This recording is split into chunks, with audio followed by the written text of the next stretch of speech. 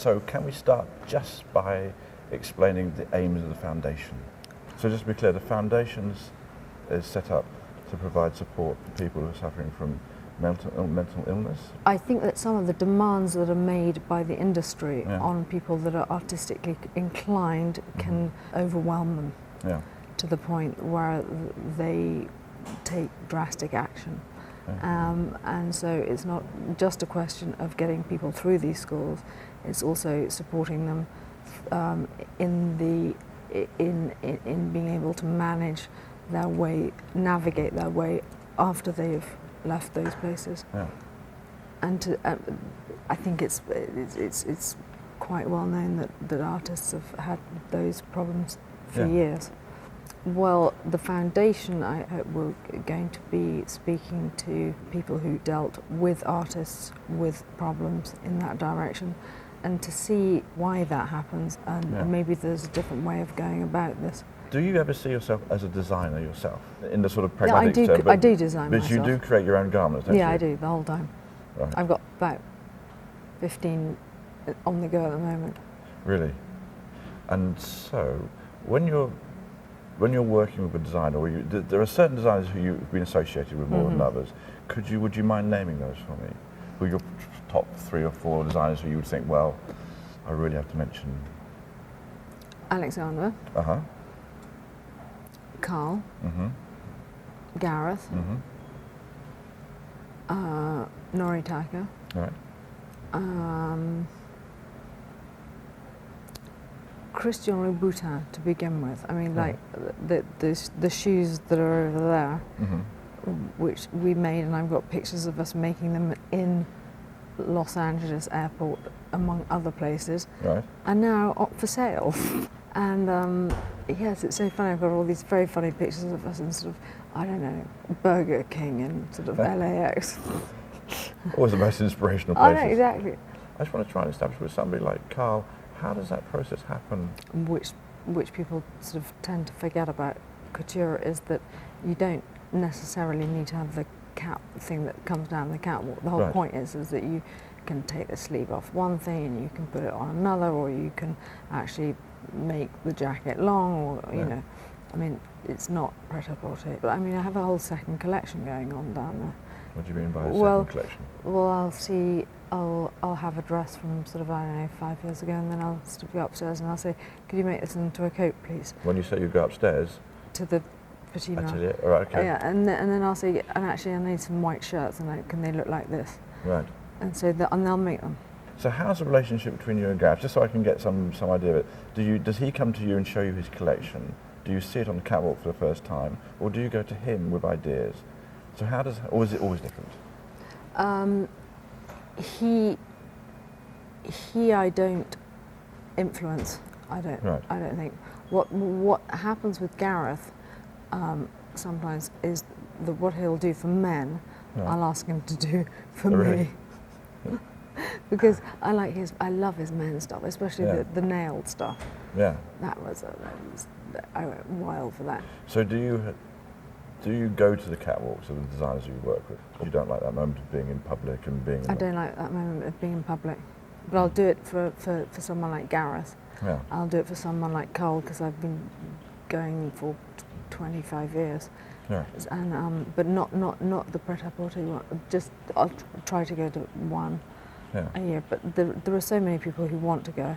Yeah. I don't want to take up the space, really. I mean, it's such, and it's a huge part of your day. Yeah, sure. The ones the shows that I really loved were Alexander shows, because they weren't really shows; they were pieces of theatre.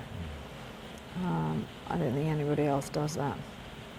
No, very few. Do you view these dresses a bit as your children? By that I mean, are you going to miss them? Yes and no, but like with children, you have to let them free, and they need to have a life with someone else. Right. And it's like sort of, if you hang on to things, they don't have another life, and it's wrong to sort of hang on too much to things. Right. I feel. I think you have to let them have a sort of a history of their own life. Yeah. Okay, let me ask you a slightly antagonistic question. How will you feel then you see somebody else wearing one of your dresses that you know is your dress? I'll feel honoured. Right. Yeah, I will. I'll just feel happy if they're happy. Yeah. Funnily enough, Izzy was quite like that. She wouldn't like it if you wanted to wear one of her hats. Oh, really? Yeah. Right. So when Julia said, you look great in one of her hats, I was like, no way, she'll come and visit me in the middle of the night. Are there 2 or 3 items you think, are they tearing at your heartstrings to see Yes. them go? I thought there might be. Yeah, absolutely. But I mean, all of them have a sort of Izzy reason for being in the sale. Either she would have loved them, or she would have hated them, or she would have had some sort of opinion, Right. or would have had a laugh about them, or I wore them when I was with her. Right. And so I thought about that pretty carefully. So do you feel the collection is brought together by her character to some degree? To some degree. To some degree. I didn't put anything ethnic in it. Right. Because? I remember one day arriving at her house, I was wearing an ethnic necklace. She said, "Oh, do get rid of that dreadful ethnic necklace. Really, it's just not chic enough." Right. What I'm keen to know is how much the dresses change your emotions. When I'm in my sort of Blade Runner kind of sort of escape from New York look, and then I can then I feel like I can pretty much take on the world. Yeah. And then you can, then sometimes I'll wear something a little bit more ladylike, and then it sort of feel sort of like a little bit more fragile. Yeah. Are there particular materials that you love wearing? So silk or Diamonds. Right. I like wearing very beaten up old leather. Right. Okay. And canvas. Right. I like men's suiting. Really? Because I wanted to be a sergeant's portrait. Actually, you wait till you see my 2 new suits, you're going to die. Excellent. Yes. Who have you had 2 new suits made by? They're so good. Huntsman, so sharp. And I love frogging. I beg pardon? I like frogging, and I like anything military. Do you have a particular colour palette that you Black like? and white. Right. Any colours you'll never wear? I hate prints. Right. Okay. I have a really, really, really strong dislike of prints. Right.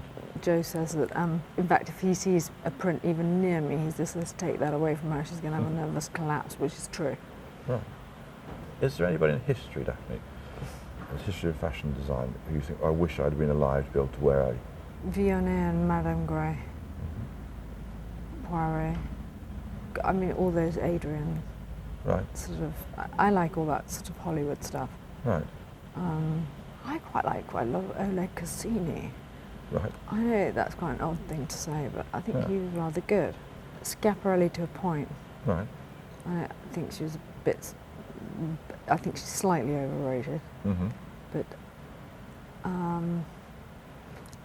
I think if I could, Madame Grey and Vionnet. Right.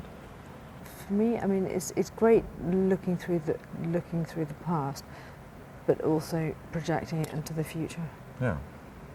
So I think this sort of constant referencing the past. Now it's just like, okay, well, what are you going to do this year? Oh, it's going to be the 60s, but it's got no solid cultural roots in what's happening today. So are you a believer in the original thought? Pretty much. I don't think that dress should be an add-on. Right. It should be an extension of who you are. And you've used fashion, or you wear fashion in a particularly strong way, so you're very bold with your statements. I never thought I was very bold. I think you are. So I kind of thought that by overdressing, I was actually disguising myself and no one could see me. It's like the child that does this, thinking they're invisible. And in fact, I was just becoming more and more visible. Right. And I've done the opposite, and it hasn't worked. Right.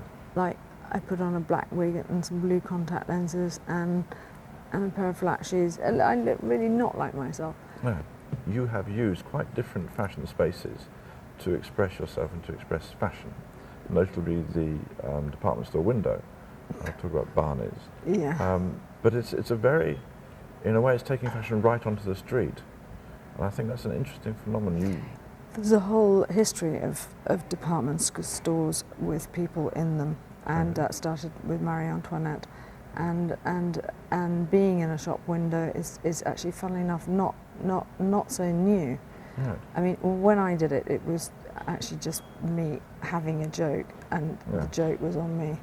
And it was very, very touch and go whether I'd actually get through that. But it was the only way I could find the link between Isabella, me, sort of with those windows, because Barney wanted to do all FIT windows, and I wanted to bring Isabella's stuff to New York. And I said, and I can change in the empty space in the middle. And I was saying that to Dennis Freeman, who got it completely, but the suits thought, what a great idea. So the day approached, and I was like, no way. I thought, this is going to go so badly wrong. I do find it interesting, knowing you a little, and know that you're a very shy person, but you do push yourself right into the forefront. I didn't mean to. I think what it is it's probably quite good for me, because I can get very solitary if I don't do that. Right. And I know there's a lot going on in my head that I should express, and I can't express it in some ways. That in a way, doing that helps. Maybe a little bit more of a plan would help. I mean, like the gig. I mean, what the hell was that all about? I mean, one day I'm just doing band practice, the next day I'm on stage. I mean, heaven's sake. Well, but I do notice this as a recurring theme in the way you work and you live your life. And also, I'm inspired by the people I work with, i.e. you. Well, thank you. I mean, Jesus Christ, I mean, David made me do some unbelievable things. Joe's made me do. I mean, it is that. But I am attracted to people that will push me in that direction. And actually, if someone believes in me enough, then there's no way I'm going to let the side down. I'm just so happy to have been able to have all those chances at Show Studio to be able to express myself. Oh, they're just beginning, Daphne. I got some ideas. You and I are both friends with Lee. Could you tell me a little bit about how it was working with Lee? Really quick. And he'd just take a pair of scissors and start cutting right on me. And then he'd sort of go, hang on a second, I've got something in this drawer, and he'd cut something in half and put it here, and then within about 5 minutes he'd have them back out. And then the other thing he'd do would be come over to my house, take a rail of clothes, then they'd come back sort of in pieces. You would take a rail of your own clothes? Yes. And by other designers? By other designers, or just vintage stuff. Because he'd want to see how they were made. But he wouldn't sew the linings back in. But I tell you what, he was the only person who ever gave me anything for free. Really? As a present, really, really kind. I know. Really kind. It's with him and Sean that you came up with the idea of armour. Yeah, exactly. But we were huddled in the corner of the V&A, and we one idea led to another idea, led to another idea, and that made our evening, because that's all we were talking about, sort of like a little cabal in the corner, and then it started. He was so happy in his studio. That's when he was happiest, or with his friends. He was a completely different person. He just didn't like being with people. I get it. He inspired such loyalty in a way, because he believed in one so much. Okay. In the whole of our collection of clothes in this sale, is there one favourite?